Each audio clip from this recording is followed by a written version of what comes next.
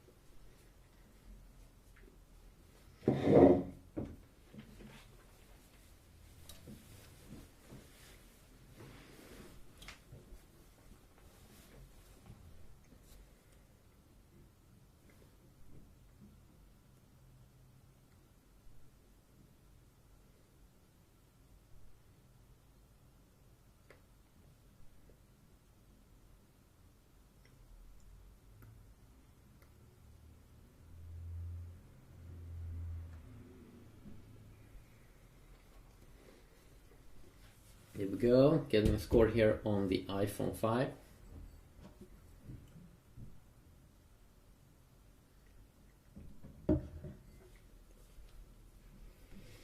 So single core 723 because it's higher clock than the iPhone 4 and also the 4S. Clocked at 1.3 gigahertz, which is pretty awesome.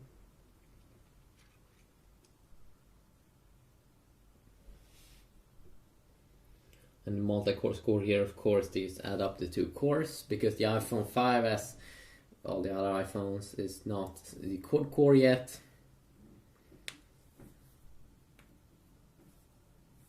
Because it doesn't really need that so much.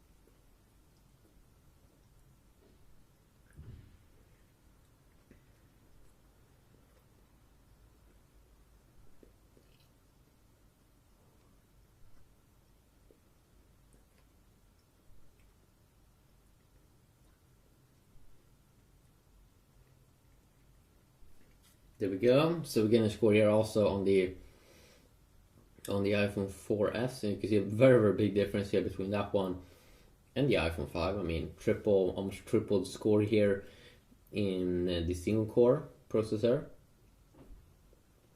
That's pretty interesting. And then the 4S, of course, is kind of like an iPhone 4 but with an extra core.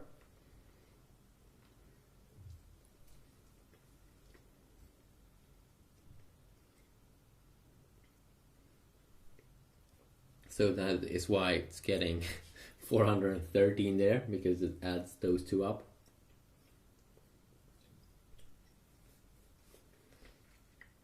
While the iPhone 4 here still could run iOS 7, the performance is not as awesome as an iPhone 4S and the iPhone 5. But remember, it's a very old iPhone and it could run the latest software, and that's pretty impressive still.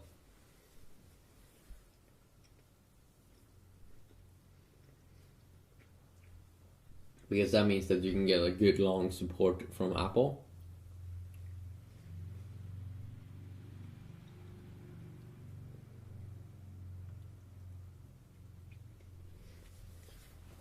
And it's taking way longer here on the iPhone 4.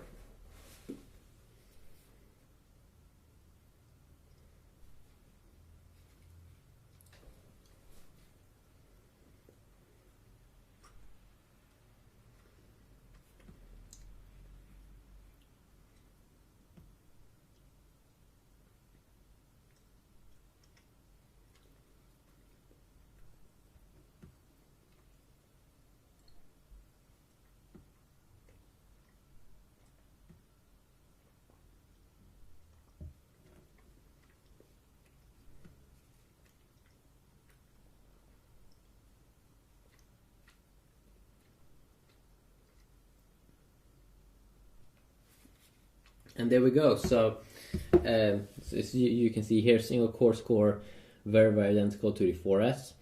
But then, of course, just because this one is single core, I think 800 megahertz. This one could be dual 800 megahertz. And this one's like dual 1.3 gigahertz, if I can remember that correct. Yes. And yeah, this one A5 800 megahertz, 2 cores. So I've been making more videos, of course. You can see here in the speed test that there is a large difference between having an extra core, and then, of course, there's some other differences that you can't have, like cool dynamic wallpapers on the iPhone 4. As you can see here, floating around in the background. You don't get that cool thing here in transitions or in the control center. It's totally black here, a little bit boring. And then, of course, we do have inside of the control center here. Also big difference there. It looks so much worse on the iPhone 4 compared to the 4S and the iPhone 5. And some other differences, of course, is that when we go down like this, the keyboard also just looks so much better on these two devices. So and now, of course, we do have new iPhones that's coming up, and that's going to be very cool and exciting. So can't wait to see that. So just quickly a benchmark look here. Have a good day.